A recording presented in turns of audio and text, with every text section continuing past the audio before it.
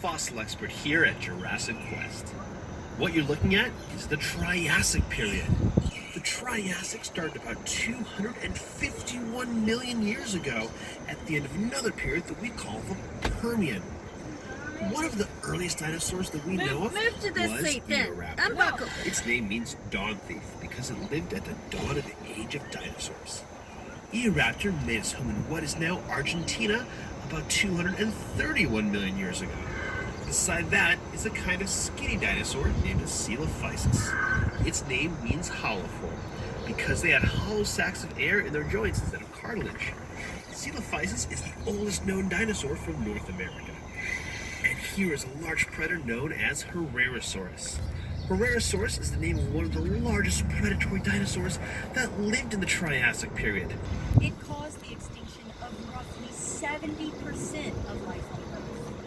This wiped out a lot of bigger animals at the time. Without big competitors, dinosaurs thrived.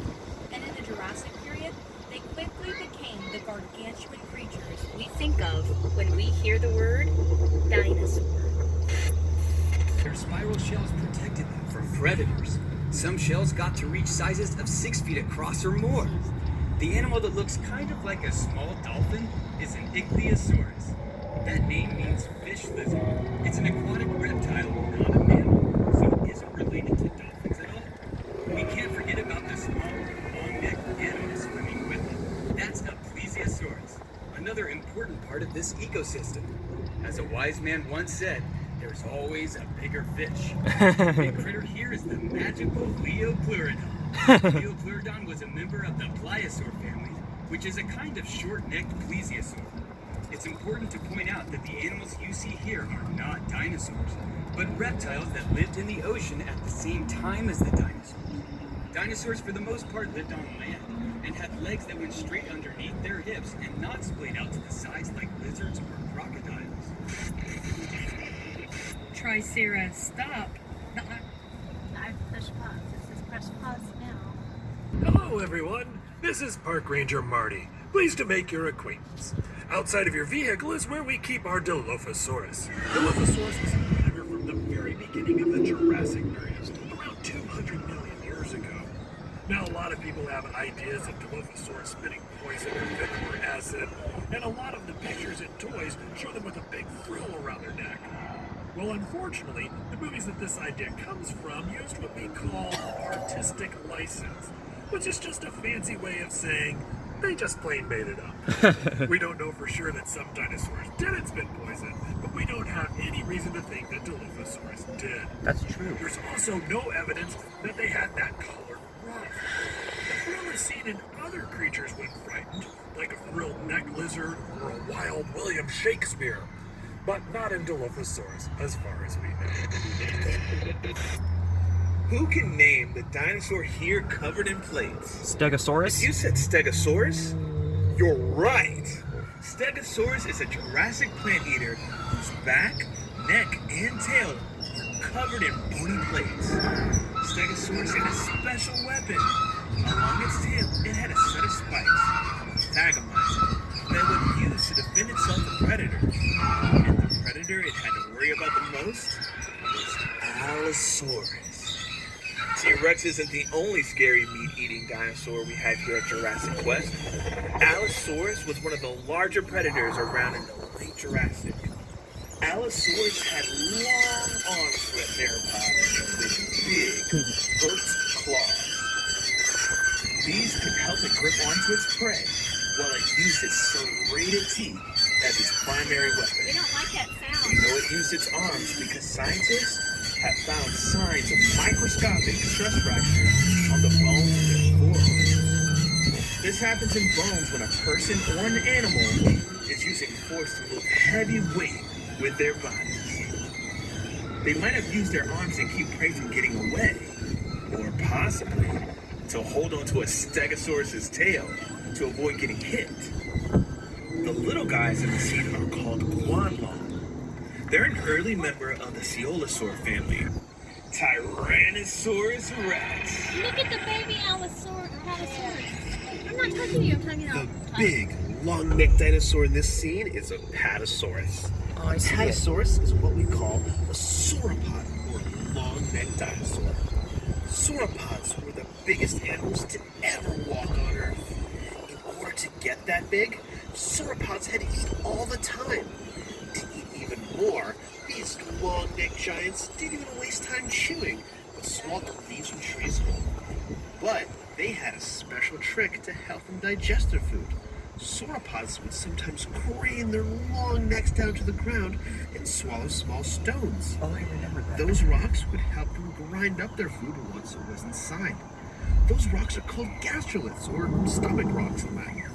These gastroliths are super important because they help scientists to learn the migration patterns of these dinosaurs by matching the gastroliths back to the areas where the rocks originally came Almost. Longest of the three periods of the Mesozoic.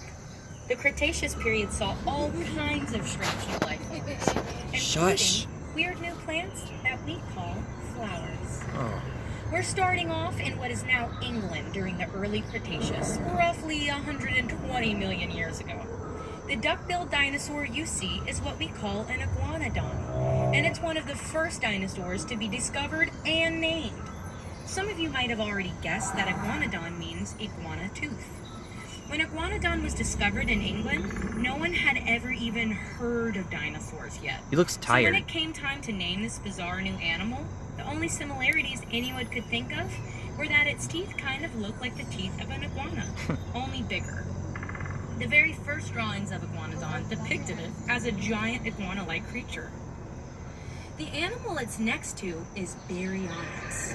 Baryonyx was a carnivore, and specifically, it ate fish. We know that it ate fish because when the first Baryonyx skeleton was found in England in the 1980s, it had fossilized fish bones and fish scales inside of its belly, along with a few bones from a younger iguanodon. Since it lived in what is now England, as one of its last meals was fish, this could be the earliest evidence of anyone in the UK ordering fish and chips. The big dino you see here is Tyrannus, the feathered tyrant. Tyrannus is part of the Tyrannosauridae family. That means it's a relative of the T-Rex. Tyrannus lived in the Liaoning province of China. What makes Tyrannus special is that it is the largest dinosaur that we know of with feathers. We know that Tyrannus had feathers because of where and when it lived. About 120 million years ago, a volcanic eruption blinded much of the Liaoning province with hot ash. Cincinnati. Just kidding, folks. Utahraptor was found in Utah. Utahraptor is the largest known member of the raptor family. Now behind him is a predator named Seatz. Seatz was a massive predator that lived at the end of the early Cretaceous. Very little is known about Seatz due to how recent of a discovery it is. But it is thought to be a member of the Allosauridae group, or Deinonychus if you prefer. The name means terrible claw because of the sickle-like claws on its toes. If you've ever seen a movie that had a dinosaur called Velociraptor, there's a good chance it was actually a Deinonychus, and the director just thought that Velociraptor sounded cooler. Make sure to pause your audio. Our journey now takes us to the continent of Africa in the early Cretaceous period. The dinosaur standing here is one that I bet a lot of you know. Can you guess what it is? Spinosaurus. Did you say Spinosaurus? Yep. You got it! Spinosaurus is one of the largest carnivores to ever walk the earth. But it mostly ate fish. We know that because Spinosaurus' teeth have been found embedded in fossilized bones of large fish. Although they have also been found in the bones of other dinosaurs. Spinosaurus is a creature that was a mystery. Just turned off the mic. Yeah, they definitely can't hear us now. What's up? I just noticed that the T-Rexes aren't in their areas. Do you know if they've been moved to another location? I haven't heard anything about moving them anywhere. They should both be there. I can check in with Nick and Marty to see if they know anything about this. That would be great. I'll organize a search. We need to find them soon, but we cannot get our guests worried. Let's keep this on the down low. Roger that. We're moving through time again, folks. Welcome to the late Cretaceous. Here we go, drive. The Spinosaurus we just saw spent a lot of time in and around water, and that's where we're going. Welcome to the Western Interior Seaway. That's a shallow sea that stretched from the Gulf of Mexico to the Arctic Ocean during the Cretaceous period. Stop driving. The Great Plains of what is now the United States and Canada used to be underwater. Lots of marine fossils are found in places like Kansas. The first creature here is the long-necked Elasmosaurus. It's a relative of the Plesiosaurus, but much bigger. Second is Archelon, the biggest sea turtle known to exist. It had a leathery shell called carapace, and just like sea turtles today, it probably laid eggs on land. The huge, fearsome creature is Tyrannosaurus. My name. A relative of Mosasaurus, its name means the knob lizard because of a bony protrusion on the end of its snout that might have been used to ram into its prey. Tylosaurus is a member of the Squamata family. That's the group of reptiles that includes lizards and snakes. Drive. They had forked tongues for tasting scents in the water. They even had a row of teeth in the back of their mouths for holding onto prey in the water. Stop driving. And that scary fish that you see that looks like a cross between a piranha and a tuna is Xiphactinus. So cute. Xiphactinus was a voracious predator that lived in the oceans all over the world. It could reach lengths of up to 20 feet long.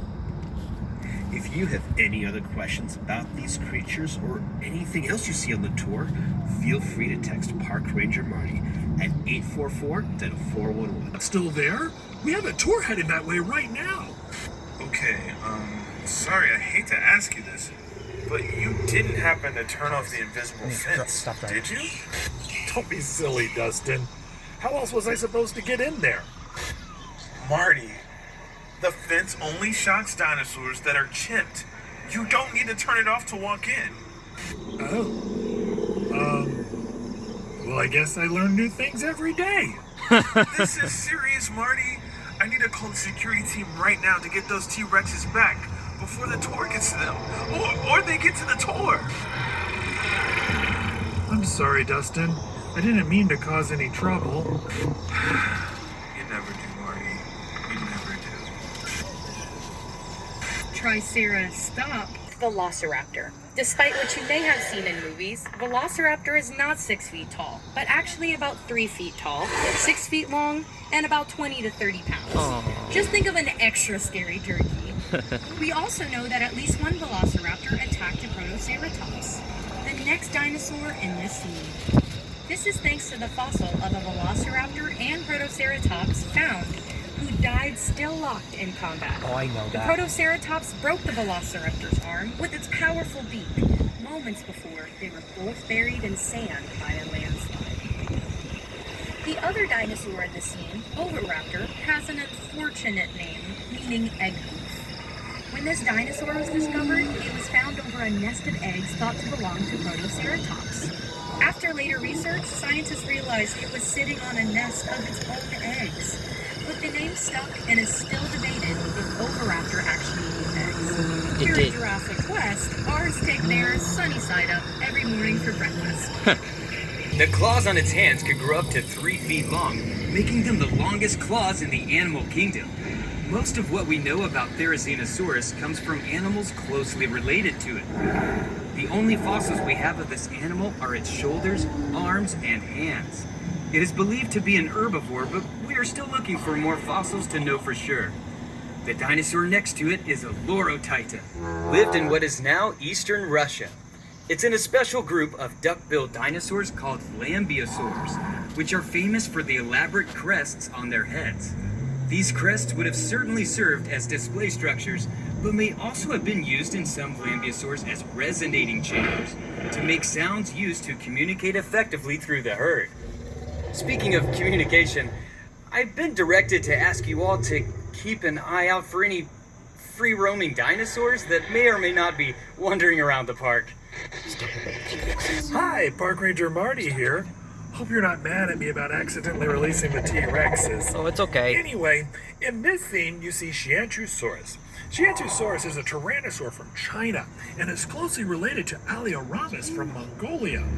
Both have awfully long, narrow noses for members of the Tyrannosaur family. We're not sure what those noses may have been used for. Maybe to cut through water, making them faster, more accurate fishermen, or maybe they were specializing in smaller, faster prey, not needing a powerful bite of a T-Rex. Speaking of which, if you see one of them, please let one of our 4 security officers know. Now, scientists only described this dinosaur in 2014, so there are still a lot of unanswered questions about it. But I can tell you this much. In the United States, we do not typically refer to this dinosaur as Xianchusaurus. We typically just call it Pinocchio Rex.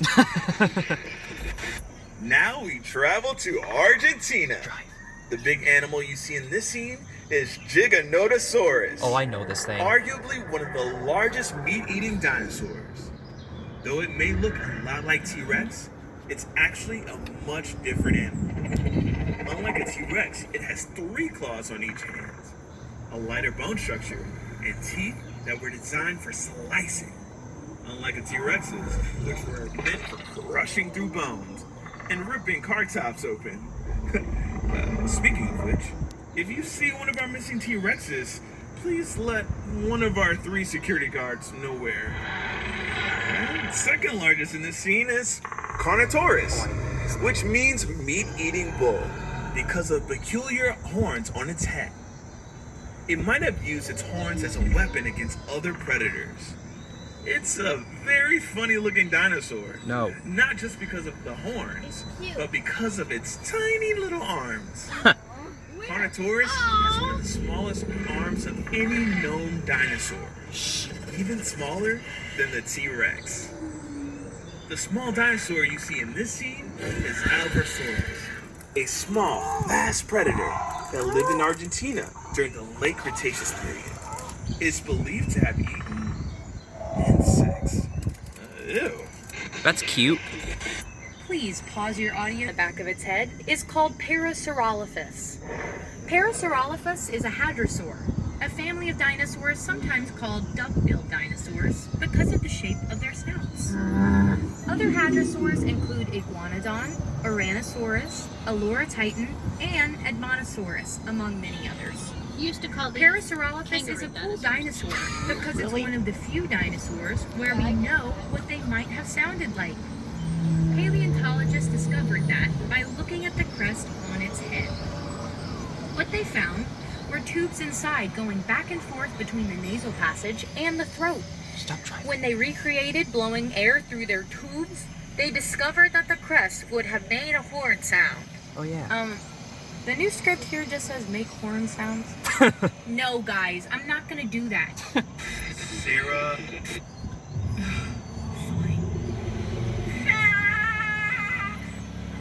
By the way, hadrosaurs are prey animals. Their sound might have attracted large predators. If our missing T-Rexes hear that sound coming from one of your cars, they might be following the tour back in the direction of their cage. So perhaps we should move on to the next stop. Yeah, don't worry. Yeah. Don't worry, Mom. Quetzalcoatlus is the largest flying animal to ever take to the sky. It lived in what's now Texas because everything is bigger in Texas. Everything's big. It's named after the Quetzalcoatl, the Aztec feather serpent deity. It had a wingspan of 36 feet. That's the same as a small plane. Standing like it is here, it was the height of a giraffe, Wow. but would weigh less than 600 pounds. That's a lot, but it's incredibly light for an animal this size because it was doing everything possible to be as light as possible, including having very hollow bones. This is necessary for it to achieve flight. Quetzalcoatlus was actually not a dinosaur, but a pterosaur. Yeah. Pterosaurs are a family of flying reptiles that lived at the same time as dinosaurs. Like many, but not all pterosaurs, Quetzalcoatlus had no teeth. Unlike our missing T-Rexes who have very large teeth. Now, if you have any other questions about the creatures you see, go ahead and text that question to 844-DINO-411 or 844-346-6411. big carnivore in here is Albertosaurus. Albertosaurus is a close relative of T-Rex, roughly half the size of a fully grown T-Rex. Albertosaurus is named after the Canadian province of Alberta, where almost all of the remains of Albertosaurus have been found. This makes Albertosaurus a Canadian dinosaur. And if you listen very carefully, you can almost hear it apologizing. Sorry about that. The other dinosaur here, Anzu, was named after a Mesopotamian bird demon. It is a large North American oviraptorid found in the Hell Creek Formation of South Dakota and had a beak with no teeth. Anzu is relatively a new discovery, and scientists are still trying to learn more about this creature. Make sure to pause your audio tour until you reach our next dinosaur scene. In this scene, we Yeah, you know what? That Ceratops. Now, there are two families of ceratopsians, Chasmosaurines and Centrosaurines. Now, Chasmosaurines have two prominent eye horns above their eyes and a very large frill. Centrosaurines do not typically have prominent eye horns and tend to have small frills, but sometimes they have some rather ornate horns coming out of those frills. Now, if you'd like to learn more about ceratopsians or any dinosaur, you can text your questions to me at 844-DINO-411. That's 844-346-6411. And I'll be happy to help. Keep driving. This armored dinosaur is in Kyla. Mama, drive.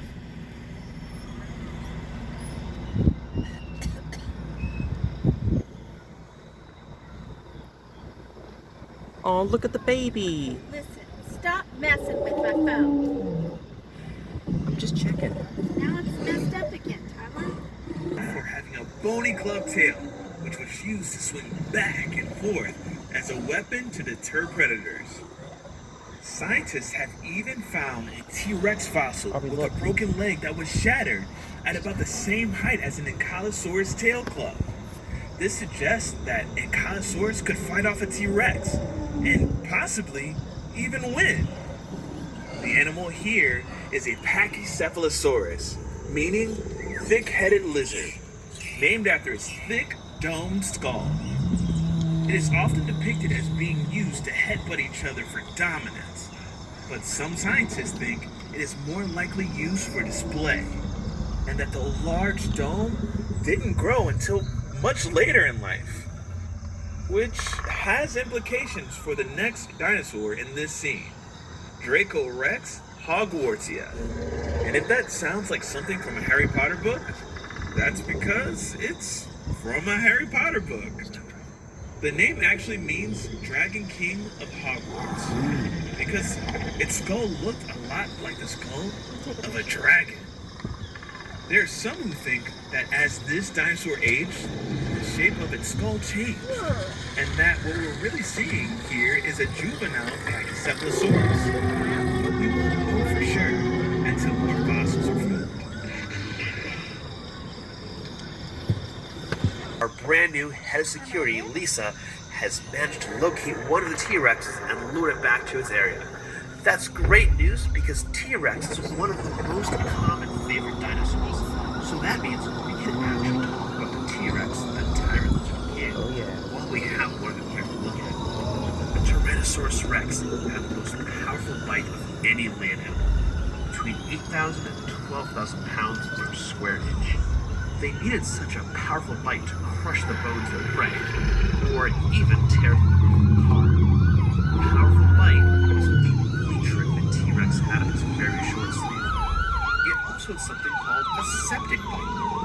T-Rex had very short arms, so it couldn't brush its teeth. That means its mouth was filled with bits of its last meal, filling its mouth with bacteria. When T-Rex went hunting, it would sometimes bite into prey that got away. If that happened, some of the bacteria from T-Rex's mouth might infect the wound, causing the prey animal to get sick. T-Rex could use its terrific sense of smell to track that prey down. That's clever. Let's get out of here before that other Rex picks up our scent. Yeah. The next area, the Triceratops.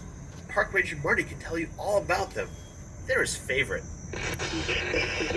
Make sure to pause your audio tour until you reach our next dinosaur.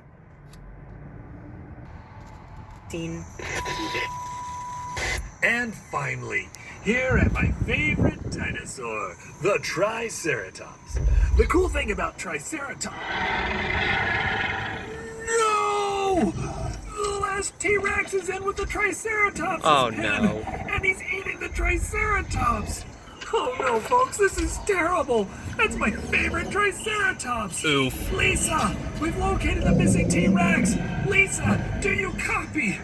Oh no, this is terrible! Pop, Well, stop driving.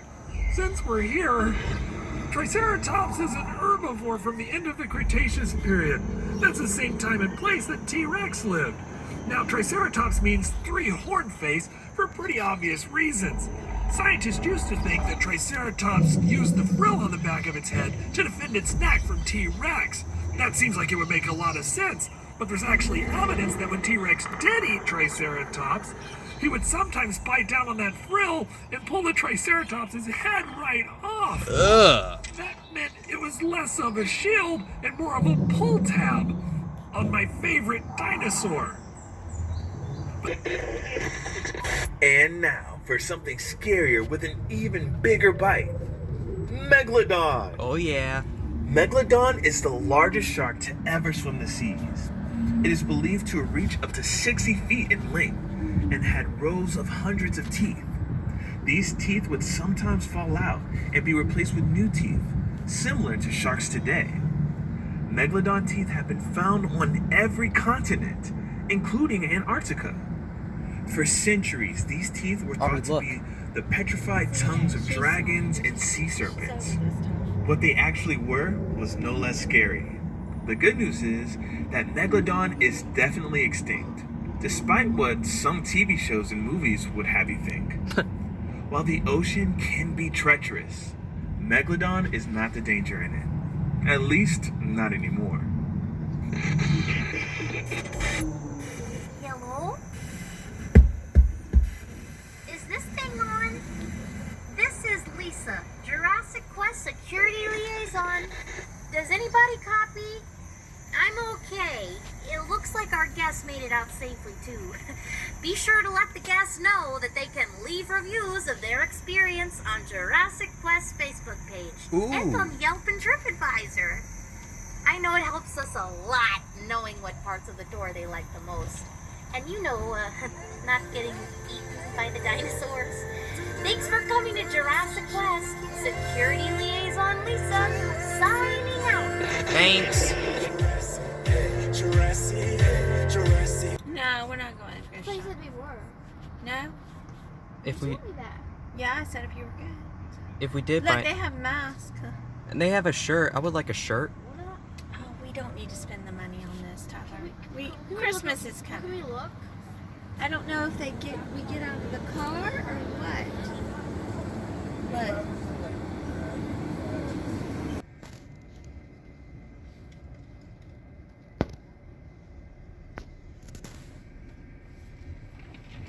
Move your face out of the way, okay? huh? Move your face out of the way. Okay, I'm trying my best. I gotta go. I can't move my face anywhere else, Tyler. I'm driving the car. I'm in my seat. Oh, that's cute. Oh, look at the baby Brachiosaurus. Yeah, it says we can stop here. Y'all want to? Let's get a picture. You want to get a picture? I'll take your picture with it. Yeah. Tyler, go stand out in front of it. Put your shoes on quickly before. Jurassic Quest. Thanks for watching. Bye. Bye-bye.